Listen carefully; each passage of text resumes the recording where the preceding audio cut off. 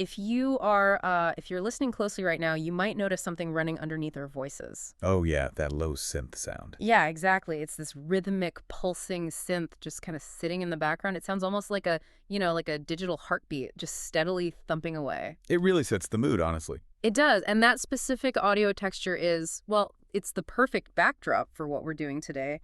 Welcome to a highly custom-tailored deep dive into an incredibly mind-bending chapter from J.R. Ahmed's book, The Algebra of Revelation. It's a heavy one, for sure. Oh, incredibly heavy. Today we're looking at a phenomenon that has historically just fascinated, confused, and thoroughly captivated scholars. We are basically opening up what many consider to be an ancient cold case file. I actually have to stop you right there. Oh. Yeah, because Ahmed's entire framework fundamentally rejects the whole cold case or, missing puzzle piece theory. Wait, really?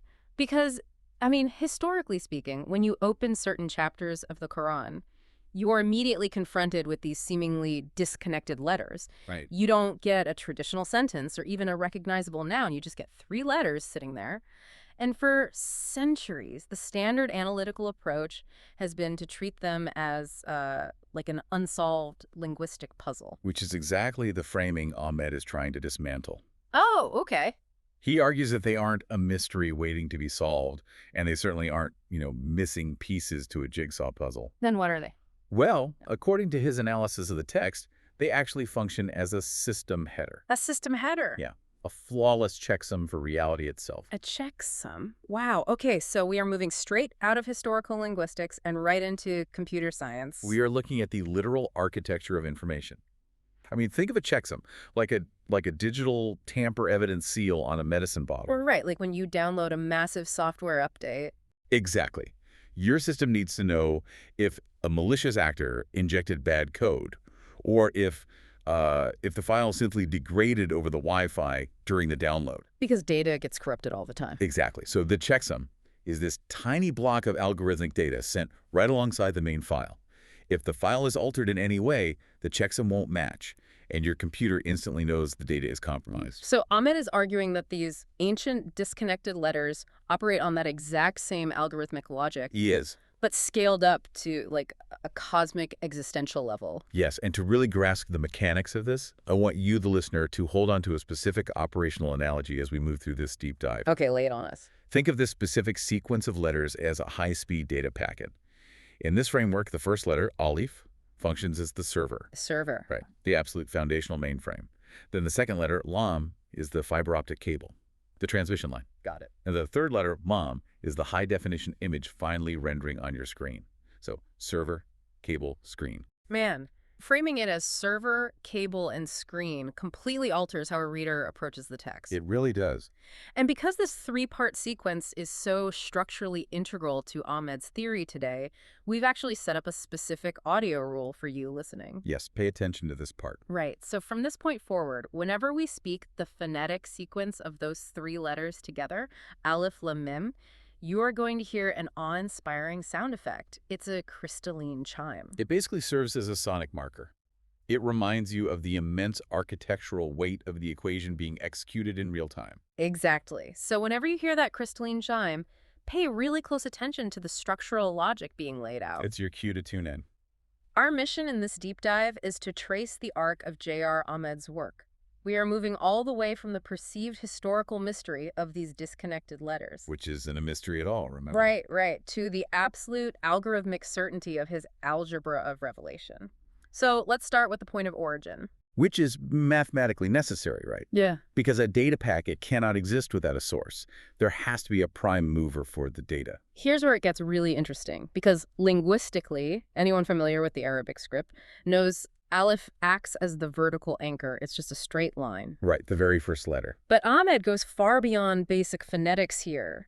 He frames its phonetic isolation as essentially the actual hardware of the universe. Yeah, he applies this immense existential weight to it. Yeah. The visual of that vertical anchor is critical because it stands entirely alone, unattached. It doesn't connect to the letters around it. Exactly. Yeah. In Ahmed's systemic framework, Aleph represents the original state, the uncaused cause. Like pure, pre-existent potential. Yes.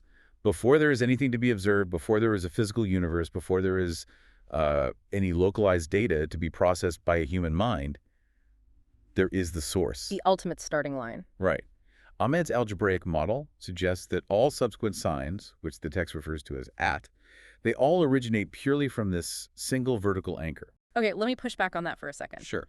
Because linking the very first letter of an alphabet to the ultimate uncaused cause of all reality, it feels a bit like retrofitting a metaphor, doesn't it? I can see how it sounds like that initially. Like, does Ahmed actually provide concrete textual proof that this is an intentionally engineered mathematical system, or is it just a really neat poetic coincidence? Oh, he relies directly on the text's own internal cross-referencing to prove the mechanism. How so? Well, Ahmed points to Surah Al-Hadid, chapter 57, verse 3.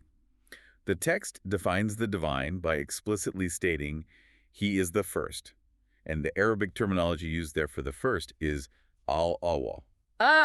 Which perfectly aligns with the phonetic and literal starting point of a life. Right. It is the mathematical absolute. Yeah. Because if you're reverse engineering the logic of reality, you can't have an infinite regress. You'd just be going backward forever. Exactly. You eventually hit a structural wall where something had to initiate the sequence. Yeah. The necessary, irreducible starting point from which all subsequent data emerges is the al. That is the al. The ultimate server. Okay, so Ahmed establishes the ultimate server, the vault of pure, uncaused potential. Yep. But mathematically speaking, a mainframe locked in an impenetrable vault is functionally useless to a downstream user. Oh, completely useless. I mean, you could have the most powerful server in existence, but if it is entirely isolated from our physical reality, it's just a silent box. It requires a network. And that necessity perfectly brings us to the second constant in Ahmed's equation, the letter lam. Ahmed's linguistic analysis of lam is so fascinating because he zeroes in on its function as a preposition of belonging or direction. Right, it's a directional tool. It inherently denotes a pointer. It points from one distinct entity to another. And if we connect this to the bigger picture, elevate that function to the systemic level. In this framework, lam is the channel of connectivity. The cable. Right. If Aleph is the isolated hardware, lam is the unbroken network. Ahmed describes it as a zero impedance bridge between two highly distinct states of being. Break those states down for us. So on one side of the equation, you have al-bayn, which is the hidden potential, the unobservable reality of the source. The server in the vault. Exactly. And on the other side, you have al-here, the observable manifest reality that you and I currently inhabit. Lam acts as the continuous data link between the two. A zero impedance bridge implies a very specific engineering standard, though. I mean, impedance means resistance. Right. In normal data transfer, impedance causes signal loss, noise, or data degradation. So if Aleph is the blueprint locked in an unapproachable vault, Lem is the perfectly secure, lossless connection transmitting that blueprint directly to you, the human receiver. That's a great way to phrase it. He aligns this concept with the process of tansel, which literally translates to sending down. The active download. Right. It is the active, unbroken transmission of the architectural blueprint for the source to the physical receiver. And just like with Aleph, Ahmed cross-references this mechanism using the text itself. What's the verse for this one? He points to Surah Al-An'am, chapter 6, verse 103. This verse invokes the divine attribute Alaf. Alafaf, the subtle or the permeating link. Think about how Alaf functions in a data context. It represents a connectivity that reaches into the most minute, microscopic layers of a system without being visually perceived by the entities within that system. Oh, wow. I mean, you don't see the Wi-Fi signal moving through your room, right? You don't visually process the light traveling through the fiber optic cable. But you're still watching the video stream. Exactly. The connection is there, subtly permeating the space, carrying the unbroken transmission. LAM is the secure connection transmitting the blueprint directly to the human node. But a flawless transmission still faces a critical hurdle. I can have a zero impedance fiber optic line running straight into my house, but if it's broadcasting a file format my hardware doesn't recognize. The data remains useless. Totally useless. The human node needs an interface to process the information. And that introduces the third structural constant, the letter Mim, the principle of manifestation. According to Ahmed's breakdown, Mim historically anchors terms related to clarity, materialization, and physical embodiment. It grounds the abstract. Right. So if Aleph is the hardware and Lam is the network, then Ahmed frames Mim as the software. It is the differentiated outcome. It is the exact point where an abstract, unobservable signal finally stabilizes into an actionable reality. Ahmed links this to the Arabic concepts of mubin or makin. Meaning clear or firmly established. Yes. Mim corresponds to the physical universe itself, or, in the specific context of revelation, the book itself. Al-Kitab. The screen. The screen. It is the final output rendered on the screen so that the human cognitive center can actually read and comprehend the hidden laws transmitted from the source. So what does this all mean for the person actually receiving the data? I mean, if meme is the screen, how does the human node audit this output to know it's accurate? That's the vital question. Because if we can't see the original vault, how does Ahmed argue that the system proves the image on the screen actually matches the original blueprint? Ahmed answers that systemic challenge with his final cross-reference for Mim. He pulls from Surah An-Nur, chapter 24, verse 25. What does it say? It states that ultimately, humanity will know that the divine is the manifest truth. And the specific Arabic term used for manifest truth there is al-Mubin. Which is grounded in the letter mim. Exactly. Mim signifies the absolute completion of the signal's journey. It is the systemic proof that the pure potential of Alif, traveling through the lossless transmission of Lam, has successfully resulted in a clear, undeniable output. Al-Mubin. Al-Mubin. It is no longer abstract. It is highly readable. It is legally and philosophically actionable. It can be fully audited by the human mind because it is completely materialized without any degradation. So when you look at these three letters grouped together at the start of a chapter, Ahmed is basically arguing that you are not looking at a traditional word meant to be sounded out. Not at all. You are looking at a diagnostic command. He refers to the sequence as the verification circuit. When you combine these three constants, they form a version header of authority. Wow, okay. Going back to the computing analogy, an algorithmic header precedes the main data block to tell the operating system exactly what kind of data is following, the format it utilizes, and, crucially, a guarantee that the file is secure. It sets the uncompromising rules of engagement for everything that follows it. The sequence dictates an absolute, unbreakable algorithmic flow. It starts with the source, which is Alif. Right. That feeds into uncorrupted transmission, which is Lam. Okay. Which ultimately renders an objective manifestation, which is Mim. And there is our crystalline chime. Hearing that chime means the header has successfully executed its diagnostic check. Exactly.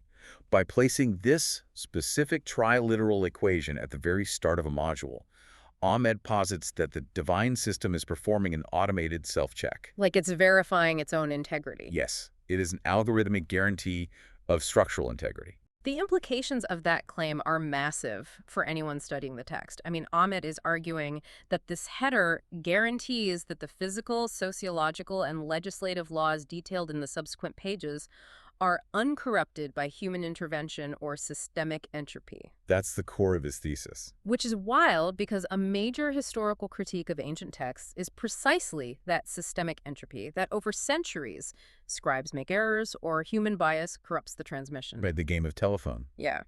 But Ahmed's theory suggests the system preemptively answers that critique. It guarantees you aren't getting a degraded copy of a copy. You are receiving the exact high-definition render of the original blueprint. The header makes a definitive systemic declaration before the reader even processes the first actual sentence of the chapter. What's the declaration? It declares, the source is verified, the transmission is secure, and the manifestation is now clear. The structural logic is incredibly tight. But I have to ask, is this algorithmic flow just Ahmed applying a very clever, highly modernized interpretation to ancient phonetics? You think so, right? Right. Or does he demonstrate that this specific theorem is explicit within the text itself? He argues it is entirely explicit, and he points to a specific passage that serves as the exact legend for this algebraic equation. A legend, like on a map. Exactly.